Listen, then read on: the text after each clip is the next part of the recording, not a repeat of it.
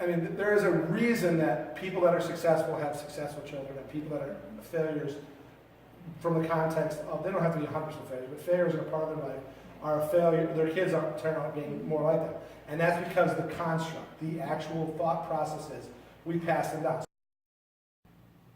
And there's a book you can read on this, but your brain, and I didn't know this until I read about this, your brain is actually so like what we see and what the world we live in, like when you're a little kid, it's really cool to see in kids.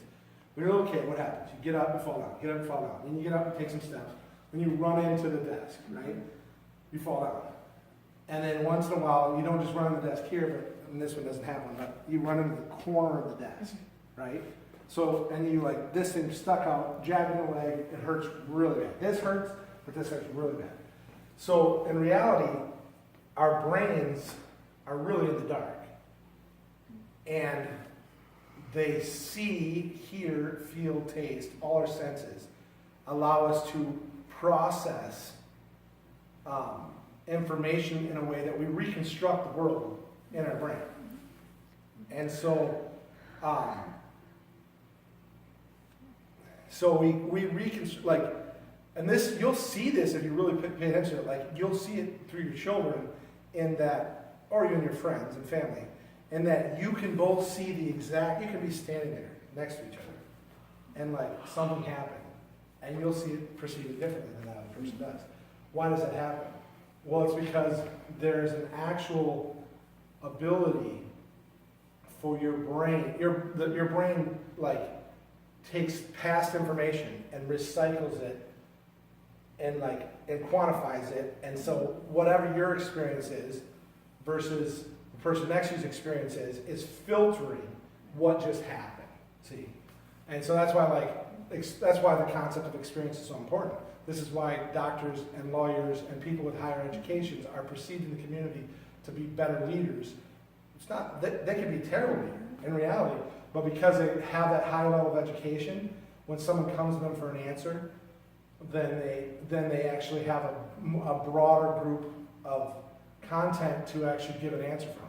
This is why they're suffering so bad right now, is because we all have access via the phone, via the Google, to get so much information. We're living in a different age where we can get so much information that reduces the value of the person who has that bigger piece of knowledge. So from the standpoint of dealing with one another, that mindset issue is, it literally is that the more we like choose to do the right thing for us at the right time, the more that quantity of knowledge that we have within ourselves.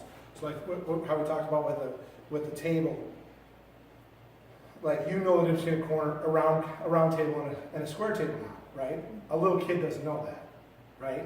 But after they've run into it, they actually learn that. So we have the same context. So like, I mean, there is a reason that people that are successful have successful children, and people that are failures, from the context of, they don't have to be 100% failures, but failures in a part of their life are a failure, their kids turn out being more like them. And that's because the construct, the actual thought processes, we pass them down.